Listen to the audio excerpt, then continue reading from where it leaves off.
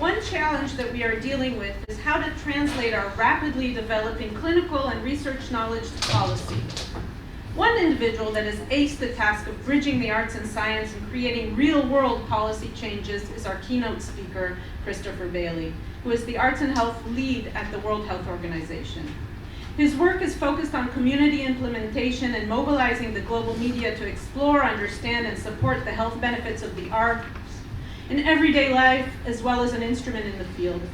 Educated at Columbia and Oxford University, as well as the American Academy of Dramatic Arts, before entering global health and philanthropy, Bailey was a professional actor and playwright. We are so grateful to have him with us, and please help me welcome him all the way from Geneva.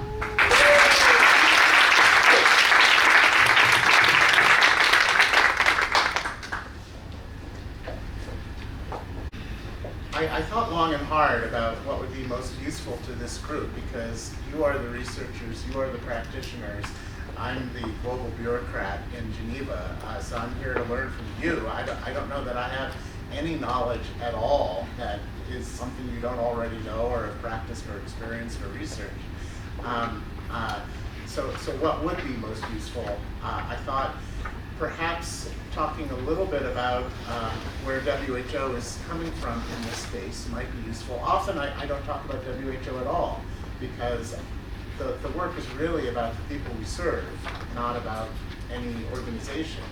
But perhaps for this group, maybe talking a little bit about WHO and our journey, or my journey, in the last 20 years of arriving at this space and where we might go in the future with you, might be worth a 45-minute conversation. That's my thought. Or we can talk about something else. So why don't we begin? Oftentimes when I do these things, they're actually more like a performance piece. And if you're lucky, depending on my mood, I may lapse into that. So it's up to you. But I think for today, what I'd like to do is begin a little bit with some first principles. And there's no better first principle than the 1947 WHO Constitution and its definition of health.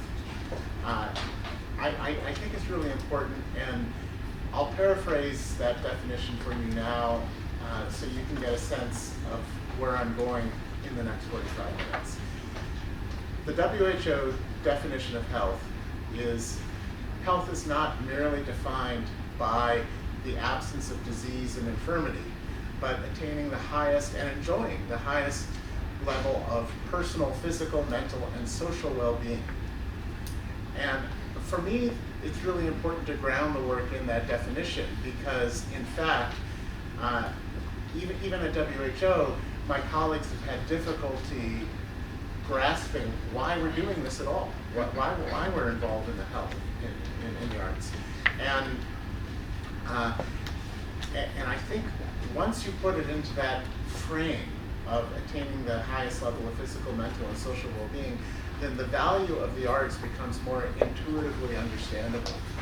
We move it away from a medicalized deficit model into a well-being model that is based on building assets. And what's interesting to me after 20 years of working at WHO is recognizing that even though we have this fundamental definition, many of our own staff don't often internalize it. They see their job as eliminating symptoms in the community or in the population and moving on without recognizing that simply prolonging one's life is not a life. That actually having something to live for is the life. And that's where the arts come in, I believe. There's another UN document, and forgive me for being a bureaucrat by mentioning UN documents, but that came a year after the WHO Constitution, and that's the Universal Declaration on Human Rights. And there's a small section in it, very small, if you read carefully, on the arts and culture. And again, I'm paraphrasing, but it essentially says that it is a fundamental human right for every person in the world to enjoy the benefits of arts and culture. And that's something that gets lost. The arts are often seen as a nice to have, not a must have. And yet, it's actually a human right to practice and have access to cultural traditions. And in my view, I argue that if you take those two documents, the right to health and the right to enjoy culture and the arts, and combine them together, what you essentially have is a right to joy. And that to me is fundamental. That, again, it's not enough to simply exist. Your life has to have meaning, it has to have purpose, it has to be connected to other people at a fundamental level. I'll go even further. The definition of mental health at WHO, which is a subcodicil of our definition of health, takes the definition I just gave you and puts it into a mental health context. So that mental health, from a WHO perspective, is not merely the elimination of the symptoms of diagnosable conditions, but answering the following questions. Can you cope with the everyday stresses of life? Are you achieving your personal best in terms of your abilities? Are you productive? Are you contributing to a community? Do you find joy? If the answer to these questions is yes, you are mentally healthy regardless of what diagnosable condition you may or may not have. And I think it's really important because at the end of the day, everyone can find a diagnosable condition that they suffer from, right? Which means you can never be healthy. Conversely, let's look at depression or a condition such as that. There is an argument that depression is not something you cure. It's something that you manage and you live with your entire life. In which case, there's nothing to be done. You just simply medicate and suppress the symptoms. Or you could say, as you live with this condition, you can find ways of maximizing your potential, of coping with the everyday stresses of life, of being productive again, of participating in the community again, and finding those moments of joy. And doing that through the arts is one of the ways that, as a species, we've evolved a system to be able to achieve that. And then the last fundamental quote that I'll mention, which is sort of my guidestone to this work, is actually a quote from Carl Jung, the Swiss psychologist, who said, "Loneliness is not the absence of people. Loneliness is the inability to express what matters to you most." And to me, that's the foundation of our work.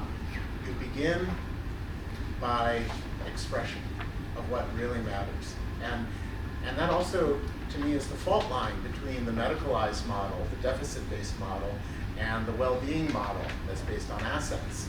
When a doctor comes to a patient, the doctor essentially is asking, what's the matter with you? If an artist comes to someone, the question is, what matters to you? Those are both very important questions, and neither should be ignored. But often, in the press of events, we focus on the former, not the latter. And even in our field. And the reason for it, I think, is simple. The deficit-based model is easier to measure. And as the dean rightly pointed out, in order to proceed scientifically, in order to build the evidence base, in order to make the case for policy change, we need to be able to measure.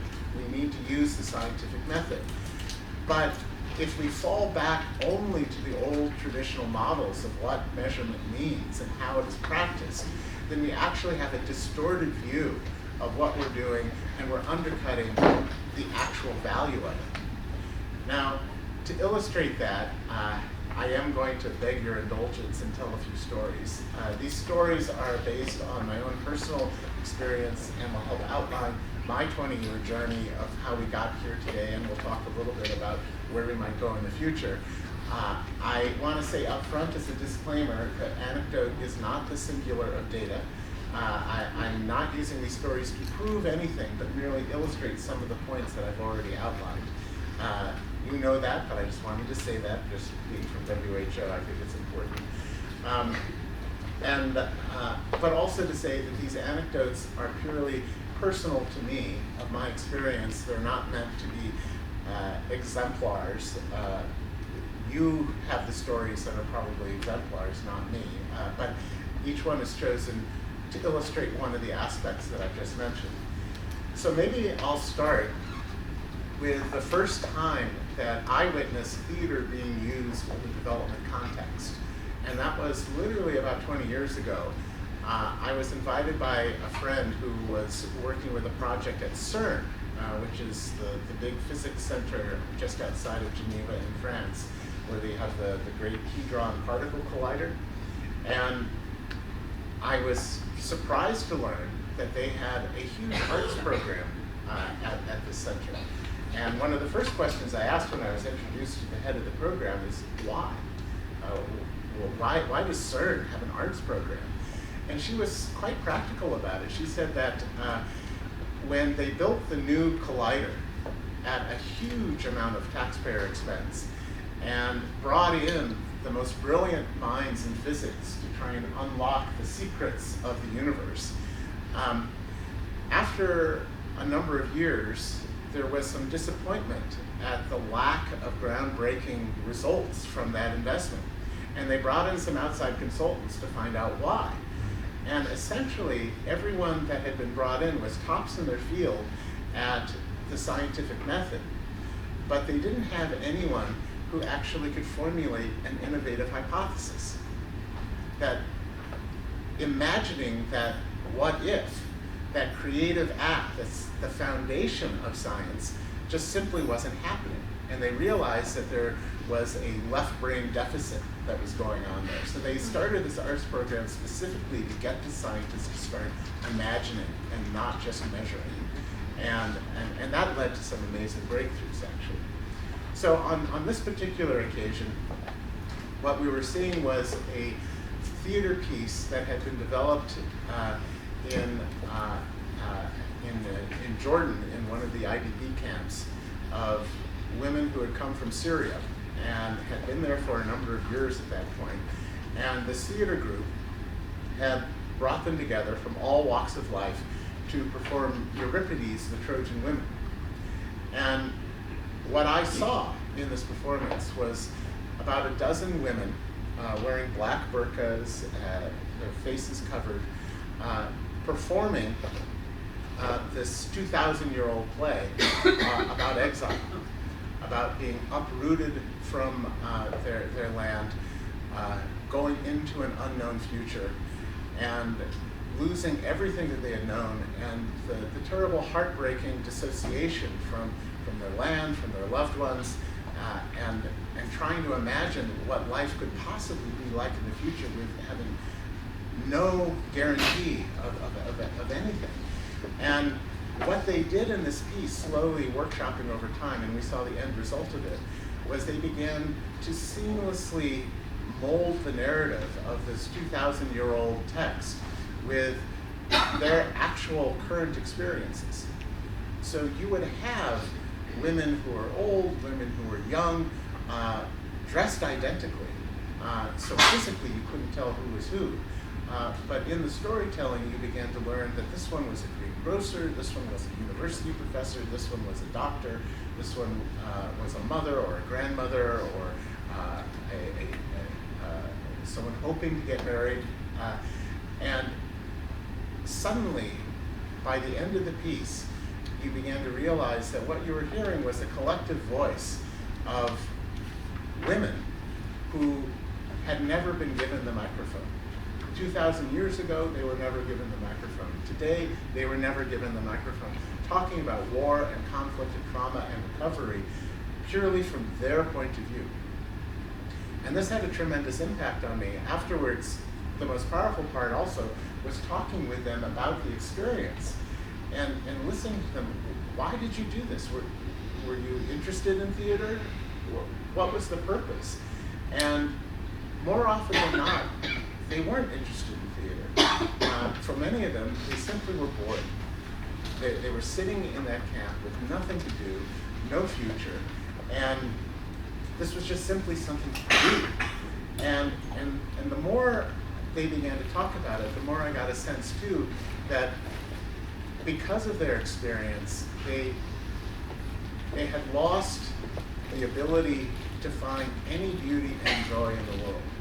That in this process, it was more than just occupying themselves. They began to rebuild their emotional life. They began to find beauty. They began to find joy with the pure, honest expression of what had happened to them, and then began to imagine different possibilities for the future. And this had an impact on me. So my primary job, the first 10 years of my career at WHO, was working in African villages on electronic medical record systems. And essentially the idea was to go into the poorest villages and areas of Africa and bring in a 21st century technology when they didn't have electricity, they didn't have running water. It was quite a Quixotean task, shall we say. And what I often found is bringing in this technology and this technological outlook to these rural HIV clinics. And this was the height of the epidemic. I mean, when you go into these clinics at that time, the lines to enter the clinic would stretch miles and curl over the landscape. And most of the people entering the clinics were in the last stage of full-blown AIDS, because many of them were women. They brought their children with them. They waited until their husbands died because of the discordant relationship with the husband, who would not admit that they had AIDS, would not admit how they got AIDS. And so they had to wait for the husband to die to even go seek treatment, and at that point, it was often too late. And so for me, looking out at this vision of patients coming in to a clinic where the situation was so bad that most of the actual trained healthcare professionals were off getting per diems and training sessions and not actually in the clinic because they were too scared. These clinics were essentially way stations to the graveyard. And what I was seeing was a vision out of a early Renaissance portrait of hell. It was absolutely terrifying. And yet, what I found was that when we brought in these systems, oftentimes the local personnel intuitively were so used to people from Geneva or DC or wherever coming in with solutions, hanging around for a couple of weeks and disappearing, that the easiest and most efficient way of dealing with us was to smile and nod their heads and agree and wait for us to go. And I thought, this is not going to work. We're not actually doing any good. We're witnessing this tremendous human catastrophe, and we've got no, even though we have solutions that can help, we have no way of digging roots. And so I thought, was there a way of using theater to change the equation? So one of the things that we began to do is we began to implement some of the teachings of Auguste Boal and forum theater and theater of the oppressed, where instead of coming in with solutions, I literally came in with a half-written script. And the idea was that we would complete the script together. And I wouldn't tell them that's what we were doing because they would say no, right? These weren't theater people. They wouldn't understand. They wouldn't, want to do this. So instead, I came in as WHO and said, first we need to hear from your point of view, and we need to build a solution together, which again is a cliche they've heard before. But then the way we did it was through role play, where we would gather in a room people from the ministry, people from the patient community, doctors, IT professionals, and we would have them all switch roles, where the ministry people would be the patients, and the patients would be the doctors, and the doctors would be the IT people, and the IT people would be the ministry people. And then they would have to ask each other questions about how to build the system from the other's point of view, and then argue for it. And the result was absolutely hilarious, where you had ministry people yelling at as patients, yelling at the IT people who are now the ministry people, you don't understand what we're going through, And the result was a lot of laughter, but actual empathy of seeing the problem from the other person's point of view, so that the consensus solution that was created was something that literally was a narrative they created, and therefore would be sustained after I left. And it had a tremendous impact. The system that we created, an open source system, it's called openmrs.org. You can look it up on the web. It is now in every nation in the world. It has millions of people in the poorest countries on it. It's arguably saved untold millions of lives, this system. And you'll never hear about it because it's free. And that's how we created it. We created it through theater. I have studied IT systems. I don't have the intelligence to create a system like this. The people on the ground did, and we were able to marshal that collective intelligence to build this code base that now has changed the field of electronic medical record systems. So this idea of using theater for building community, building a sense of common cause, began to really sink into me, and I began to think about what is the essential connection between health sciences and the arts and theater in particular. And the more I began to read about the evolutionary biology of the mind, the more it began to intuitively make sense what this connection was. 70,000 years ago, at the midpoint of our brief history as a species, we had this thing called the cognitive revolution, where the midbrain began to reform. And we came up with this idea of the magic what if, of being able to imagine something that does not currently exist in nature, or is not perceptible in nature. And that was the seed of both the arts and science, because both are based on the magic what if. In science, it's the hypothesis, and you then test to see if it actually works in the real world. And in the arts, it's that moment of creativity where you can imagine something and represent it. But it's essentially the same thing. And it was represented in the fossil record by the first cave drawings of a human body with an animal's head. Prior to that, for thousands of years, all the drawings were relatively realistic of human figures hunting animal game, or some geographical representation of the environment that they were living in. But it wasn't imaginative art. And for thousands of years, it didn't evolve. All over the world, it was almost exactly the same style. The notion of innovation, of change, of aesthetics didn't exist. It was only about 70,000 years ago that that began to change. Interestingly enough, and this is a quote from Margaret Mead, at about the same time, you have in the fossil record the first example of a healed broken femur. Now let's think about that for a moment, because up until that moment, there wasn't a single example in the history of life on this planet where a creature could have that kind of grievous injury and survive, because to do so would have put the herd at risk. So from a purely evolutionary and Darwinian perspective, that person, that thing, had to die, had to be left behind and be devoured or suffer and die.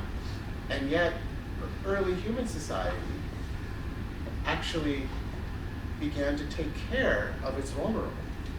Why? Well, there are a couple of things that had to happen. The first thing that had to happen was they had to imagine what techniques would be possible for that person to recover. Secondly, they had to imagine that it was possible that that person could recover, because at that point, it was not thinkable. So this impossible notion that that person could live had to be imagined. And the third thing was the Klan had to accept that putting itself at risk for a single vulnerable individual was worth it in some way, that person's survival could benefit the whole in some way. So what is interesting to me about that sequence is that it shows that hope is actually a creative act. And that is the foundation of both health, the health sciences, and the arts. In fact, compassion itself, coming to the Latin root, means compassio, struggle together. It's this notion that your success is my success, your failure is my failure. And recognizing, as the South African concept of Ubuntu emphasizes, that we are actually all interconnected, that the animal reflex to only think about your own benefit, your own situation, actually can be overcome through this active imagination. And that is the cognitive revolution that happened 70,000 years ago, but sadly was incomplete. And in fact, that tension between this animal instinct to only think of yourself, to only think of your comfort, and not the whole, is being played out in every political system, in every religion, in every community, in every family, in every individual, every day. And we see it everywhere. So, being able to use the arts to improve health by not just the measurable lowering of cortisol levels or biochemical reactions, all of which are important, but looking at it from a community-based approach is something that intrigued me. And when I got more and more involved with a successful program of implementing electronic medical records in these African villages that were hit hardest by the AIDS epidemic, it was more than just convincing the doctors and the ministry people and the IT people to build and implement these systems. It's then, how do you bring the community together to start practicing safe sex, to start trusting the medications, to recognize that these clinics that are emerging are places of hope and of care, and that it isn't just a dire, hopeless situation. How do you bring hope in a hopeless circumstance? And again, this was playing out in Geneva at the same time, where you had people arguing in meetings I remember, should we be encouraging the use of ARVs at all? That aren't we, taking a Swiftian point of view, simply increasing the chances of transmission by prolonging their lives? And one of the arguments I made at that time, as a very freshman member of WHO, is that to this person who was hypothetically making this argument, I said, well, the thing you're not reckoning with is the redemptive power of hope. You're assuming that someone with HIV, if they survive, is going to transmit the disease. But you're forgetting that if you don't just lengthen their life, but give them something to live for, they will act responsibly. And that's a dimension that was not being considered in the deficit model. And it's one of the reasons why I think incorporating this asset-based model is so essential, where we look at the whole, we look at the whole being, not just a person with a condition. We don't just objectify that individual as carrying a disease, but we look at that individual as part of the solution. So in this particular case, we had set up a number of health promotional programs in some of the worst slums in Africa at the height of the HIV epidemic. And of course, using the arts for health promotion as opposed to therapeutic use is non-controversial for WHO. And in fact, that's something I'm still dealing with every day. People say, okay, it's great you're doing this arts and health program, as long as you stick to health promotion. That is about carrying health messaging. It's not making any claims of therapeutic benefit. And of course I say, yes, of course that's what we're doing, right? And yet, and one of the arguments that I've often heard from colleagues is the arts are purely recreational. And I say, well, listen to that word, recreation. Isn't that healing? Now, of course, making a pun is not evidence, but in terms of communicating a health message, I think I proved my point. So, we're back about 15 years ago, 17 years ago in Kenya, just outside of Nairobi. And we're in the Kibera slum, which is the largest slum in Africa. And on this particular day, we're visiting an HIV clinic, which services a population at the height of migration season of well over 1 million people, one clinic. And when you enter this area through the gates, and you go down this hill, suddenly the enormity of the slum opens up to you. You see the shanty town that stretches from horizon to horizon, and it's actually breathtaking, the scale of this slum. The vast majority of people who lived there at that time were in that 16 to 25 age range. They tended to be young, and the vast majority of them were HIV positive and not receiving treatment. So this was an epicenter of the epidemic. And as we're driving this four-wheel drive vehicle through these clay pathways that were somehow improvised through these cinder block and corrugated tin shanties, it would kick up the red African dust, which of course to an IT professional was my enemy because it would get into the processors. And we could smell the smell of the roasting corn on the side of the road. And you could hear the laughter of the children. This was a real community that we were driving through.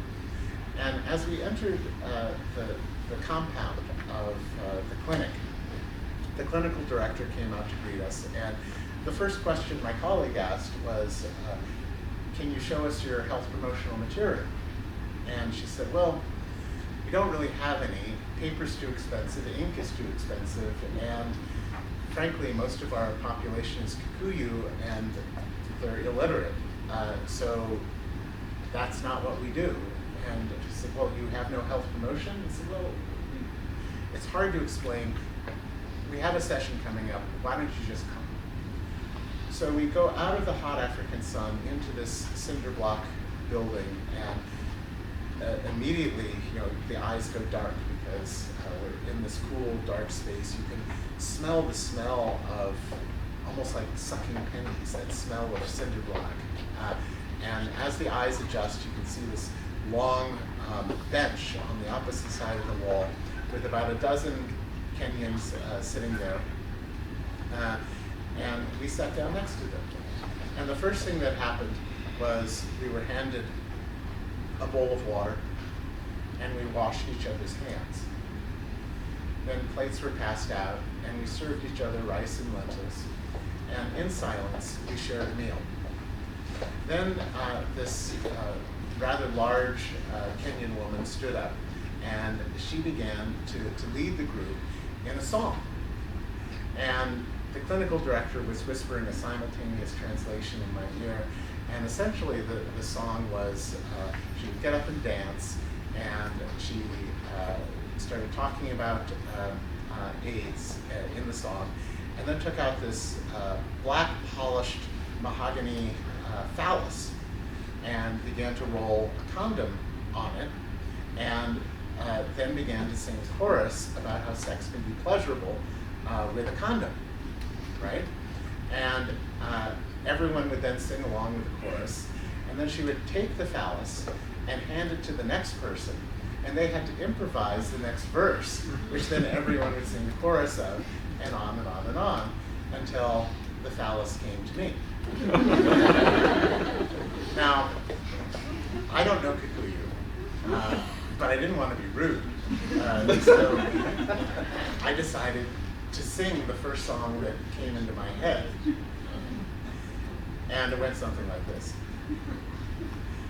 I have often walked down the street before, but the pavement always stayed beneath my feet before. All at once am I, several stories high, as I walk down the street where you live. And of course, you know, the African women are struggling to try and find some kind of comfortable African beat to this Broadway show tune, right? But then when I got to the climax of the song, they began to ululate, so that made them happy. Oh, what a wonderful feeling to know somehow you are near. Oh, that magical feeling that any second you may suddenly appear. People stop and stare, they don't bother me, for there's nowhere else on earth that I would rather be. Let the time roll by, I won't care if I can be here on the street where you live. So,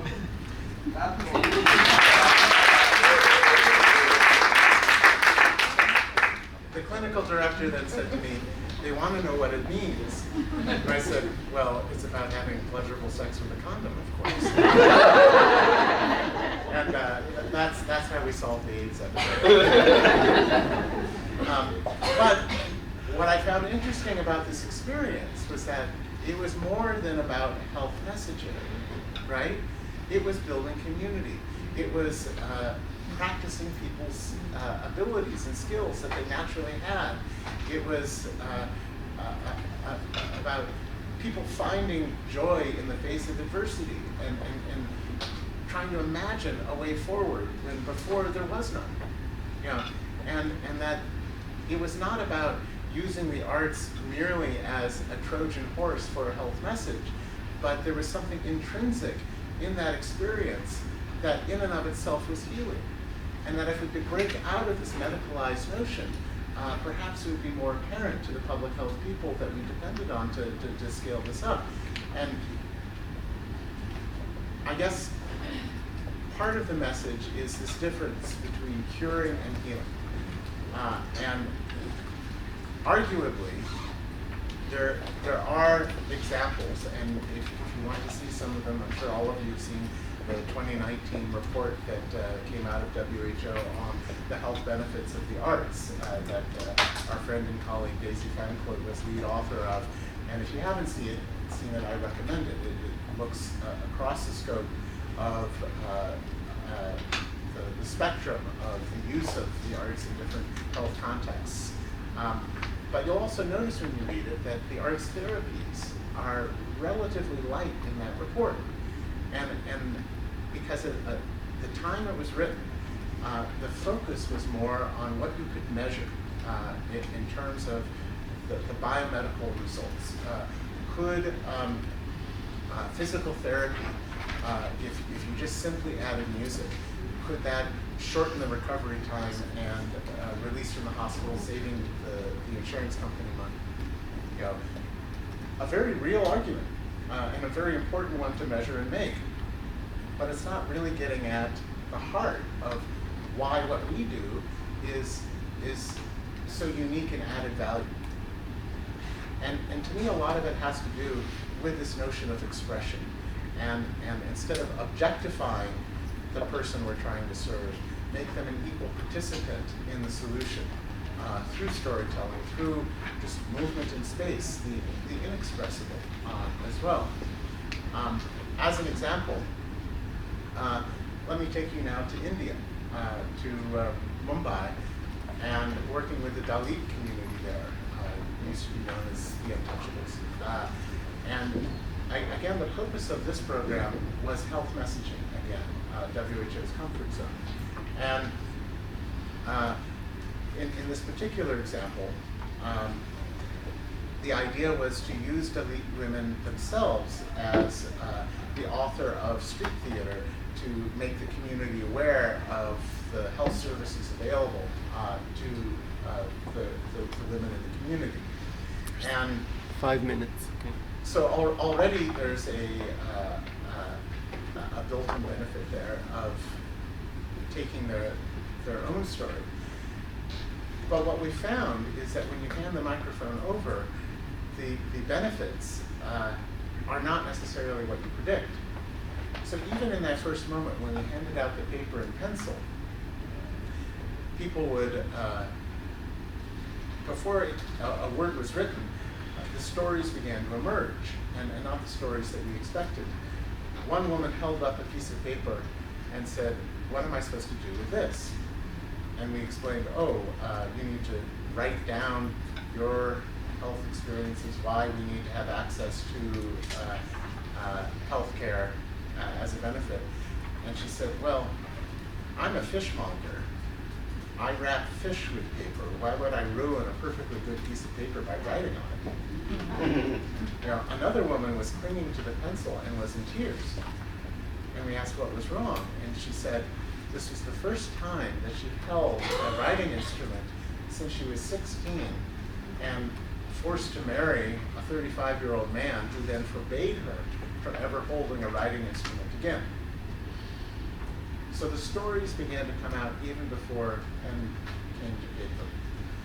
So in the last few minutes, I just want to touch on where we have gone with the storytelling. With our colleague Misha and a man named Stephen Stapleton, we created this Healing Arts program. And the foundation of it is this global network of research institutions that are looking at the evidence base, but with an eye to broaden out our notions of evidence. How do we collect that evidence in the global south in a way that is relevant to them with the infrastructure that's there, so that we don't unintentionally objectify their experience by observing it from afar, that essentially we're handing them the microphone. And to do that, we have to also rethink the measurements, because they're often, frankly, not valid. And the idea is that I've also negotiated an agreement with UNESCO where we can broaden the mandate so that UNESCO with WHO can work in this arts and health space equally, with the goal of eventually convening a meeting of ministers of health and ministers of culture to present this synthesized evidence with the goal of triggering a global investment in arts organizations and arts programs at the community level with the express purpose of improving health, which has never been done before. There have been many arguments to invest in the arts because it improves education, because it improves the creative economy. All of that is true, all of that is valid, or arts for its own sake, that there's a value in cultural traditions, etc. But never from a health perspective. And that's our goal with this mission. And that's the call to you to join us to achieve that goal, which I think will benefit everyone, but in particular those communities that are chronically underserved, that are dissociated from their homeland, those communities that have lost the ability to express themselves. And I think once that happens, we're going to be seeing a virtuous cycle of physical, mental, and social well-being. Because looking at one by themselves actually doesn't work. They're interrelated. So there's plenty more to talk about. I could go on for another 2 hours with the stories and deepening the themes, but I also recognize that I had my 5-minute call, so I've lived in Switzerland long enough to abide by the rules. But the good news is we have a fairly luxurious Q&A session which I'm hoping will be more of a dialogue than simply Q&A. And perhaps we can continue the storytelling through that. And I can actually slip in a few that I didn't get a chance to talk about. So thank you.